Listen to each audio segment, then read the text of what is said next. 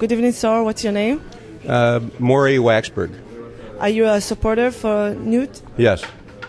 Tell me about how you feel about his support to Israel. Well, I think he's great for Israel for the same reasons he's great for all the 6 billion people in the world, that he comes from a place of innovation, and he's a historian. He learned history and learned the best of history, which is what works and what doesn't.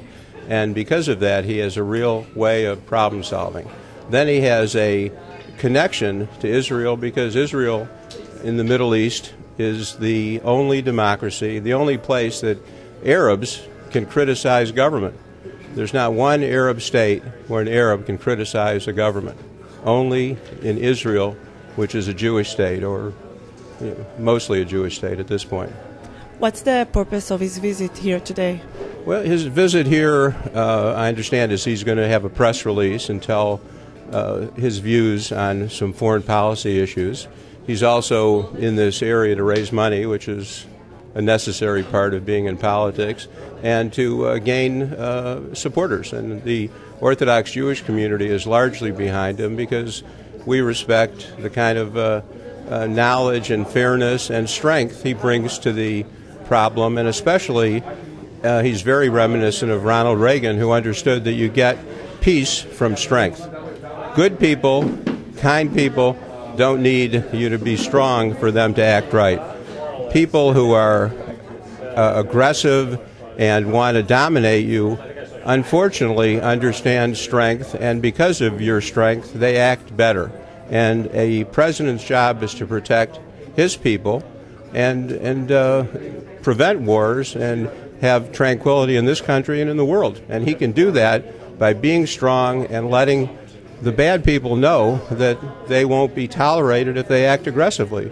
If they act fairly, humanely, we'll never get involved in their business. But if they hurt people, we can't look the other way.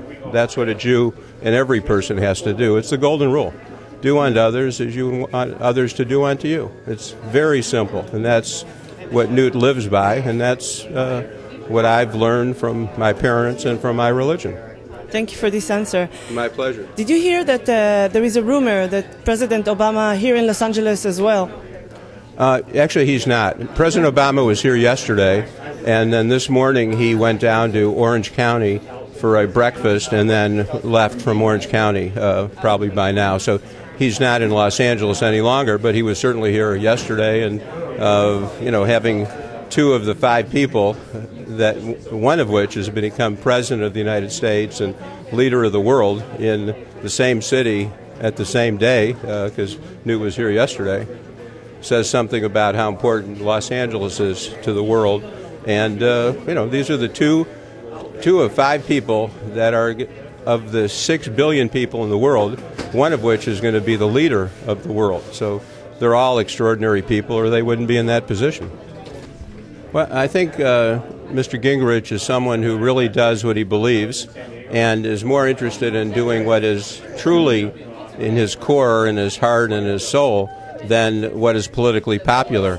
So he's taken very strong positions in favor of Israel, including that the first thing he would do when elected is to move the American embassy from Tel Aviv to Jerusalem. That is a very courageous position to take. It gets him some votes, probably loses them more than he gets, but he does what is the principled thing to do and the right thing to do, and he's a great student of the Middle East and the history there, and has a tremendous respect for the fact that it's a true democracy. Only in Israel would the Supreme Court punish the president of the country and put him in jail for sexual harassment. Unfortunately, every country in the Middle East, any kind of behavior by any leader is completely tolerated. We have the only true democracy, and he has infinite regard for democracy and has an affinity and love for the Jewish state because of that. If Israel acted badly, Newt Gingrich wouldn't love it or fight for it or risk his political future to protect it. So as long as you care, you want him as the next president, right? I would be very happy if he was the next president. I think of the 5 people that are left he's the best. I think that they're all very smart, very good people. They're really risking their life, exposing. They have no privacy. Their family has no privacy. Every single thing they did from birth is now exposed to the whole world to criticize. How many people would be willing to do that and make those sacrifices and work 16 hours a day and risk some crazy person ending their life? Those are the things that they do because they have a strong sense that they can make this country and this world better. So I have tremendous respect for all 5 of the remaining candidates. I just wish there was a woman in the group because she would lead with love. And I think the best training for being a president is not a businessman, not a politician, but being a mother.